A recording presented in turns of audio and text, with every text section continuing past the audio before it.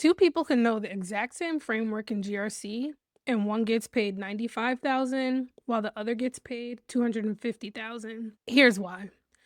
I analyzed 42 GRC job postings from February through May 2026 across LinkedIn, Greenhouse, Level, and Built-in, all targeting roles paying 150,000 and above. And after going through all of them, one thing became painfully obvious. Experience alone is no longer what determines compensation in GRC. The market is shifting fast. The people getting paid the most are not necessarily the people working the hardest. They're the people positioning themselves around the right specialization, the right tooling, and the right business problems. And honestly, some of the differences were shocking. I found senior GRC postings paying under $100,000 and other GRC roles using almost the same exact framework paying over $250,000. Same compliance ecosystem, completely different compensation. So, in this video, I want to break down exactly what the market is rewarding in 2026.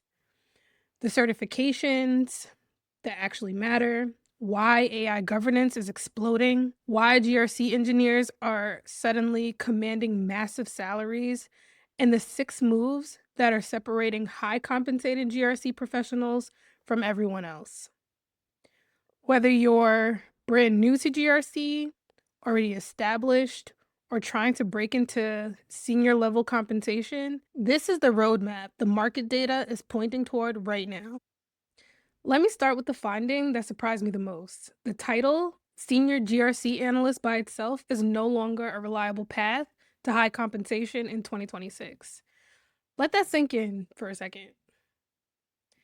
Some companies are still posting senior GRC analyst roles at 90K, 100K, maybe even 115K. Meanwhile, other companies are posting GRC roles at 180K, 220K, and even 295K. And in many cases, the frameworks are nearly identical. SOC 2, ISO 27001, NIST, FedRAMP, same ecosystem. So, what separates the higher paying roles? After looking at all 42 postings, the pattern became really clear. The highest paying roles consistently had 3 things in common. Number one, company category. B2B SaaS companies, fintech, AI companies, and cloud infrastructure organizations are paying significantly above traditional enterprise environments for the same core work. Number two, specialization. The postings paying the highest compensation almost always involve either FedRAMP or AI governance. These are the comp multipliers right now. And number three, engineering positioning. This was one of the most important patterns in the entire dataset. Roles labeled GRC Engineer, Security Engineer GRC, GRC Automation Engineer were consistently compensated at a completely different level than the traditional analyst title. In many cases, these people are doing very similar compliance work, but one role is positioned as operational support and the other role is positioned as engineering infrastructure. And the compensation difference is massive. This is not about working harder, it's about understanding where the market is paying and positioning yourself accordingly. Here's the actual compensation ladder I observed from the market data. Senior individual contributors were paid roughly 140K to 180K base. This is where the most experienced GRC professionals currently sit. You own one or two frameworks end to end. You manage audits, you coordinate evidence collection. You're a strong cross-functional contributor. Staff level individual contributors roughly make 170K to 220K. Now, the expectations shift. You're no longer just operating programs. You're improving systems, you're driving automation maturity, you're setting standards across teams, you're influencing without direct authority. And then next is principal or lead level. Now you're talking 200K to 280K. These roles design governance programs from scratch. They report directly into the CISOs, sometimes audit committees. They influence enterprise strategy. They define how governance functions operate. And the language in job descriptions matters more than most people realize. Own and execute usually signal senior. Drive maturity and establish standards usually signal staff. Define strategy and architecture programs usually signal principal. And a lot of people are already doing staff level work under senior titles. The issue isn't capabilities, it's positioning. First move is certifications, and the data was actually very clear here. I looked at which certifications appeared most often in $150,000 postings. CISA showed up in 50% of them. That was the highest frequency of any certification in the entire data set. CISSP came in around 45%, C-Risk around 31%, and CISM around 26%. That's why I'm sitting for the CISM in June. It aligns more closely with management and governance direction I'm moving toward. But if you're starting from scratch, the market is screaming, start with CISA, then stack into CISSP or C-Risk, depending on whether you lean more toward technical or more risk-focused. Move 2, AI governance. This was the single biggest signal in the entire data set. AI governance demand grew 81% year over year. Not 8%, 81%. And the compensation attached to these roles is massive. AI governance manager, algorithmic bias auditors, AI risk and ethics roles. Many of them are posting between $190,000 and $250,000. And here's the really important part. 98.5% of organizations report inadequately staffing for AI governance. The supply-demand gap is enormous because enterprises adopting AI are starting to require formal governance structures before deploying these systems at scale. The EU AI Act is accelerating this.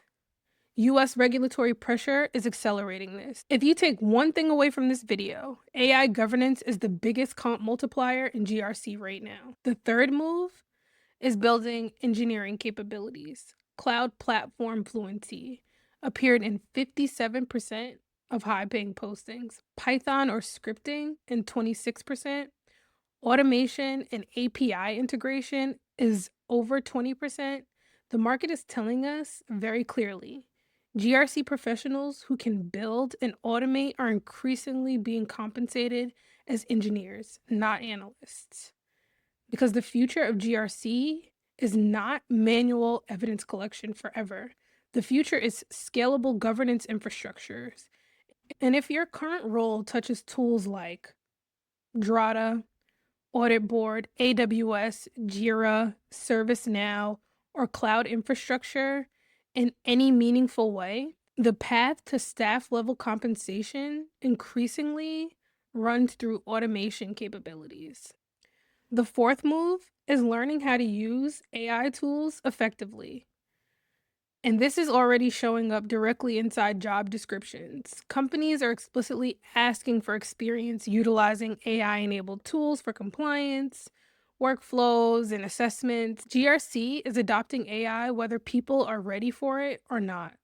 And honestly, the administrative burden in GRC is enormous. Evidence collection, status tracking, questionnaires, policy drafting, open item management.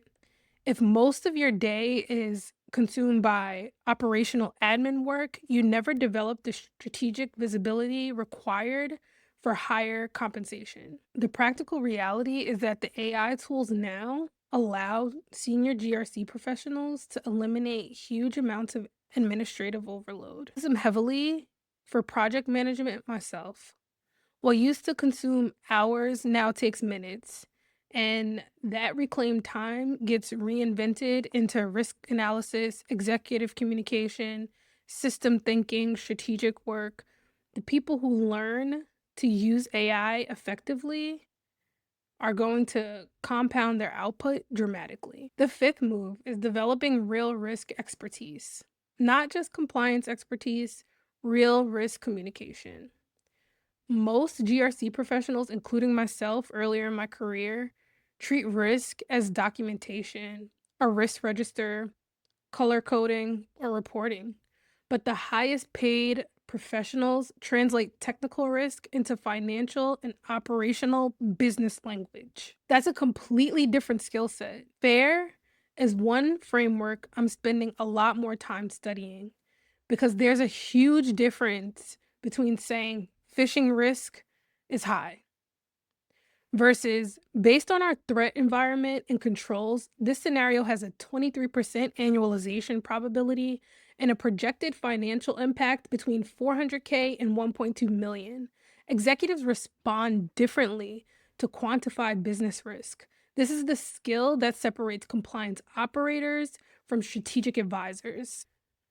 The sixth move is targeting the right company category because where you apply matters enormously. The highest paying remote friendly categories I consistently saw were B2B SaaS, cloud infrastructure, fintech, healthcare tech, AI companies, and AI labs specifically are becoming one of the fastest growing compensation bands in the market. Their governance needs are urgent.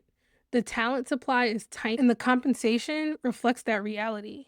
But positioning matters just as much as targeting. Saying manage SOC 2 and ISO 27 program sounds operational. Saying built and automated a multi-framework governance program that reduced audit cycle time by 40% sounds strategic. Same work, completely different position. I want to close with the biggest market dynamic behind all of this. AI governance demand grew 81% year over year. Regulatory pressure is increasing globally, and organizations openly admit that they don't have enough qualified people.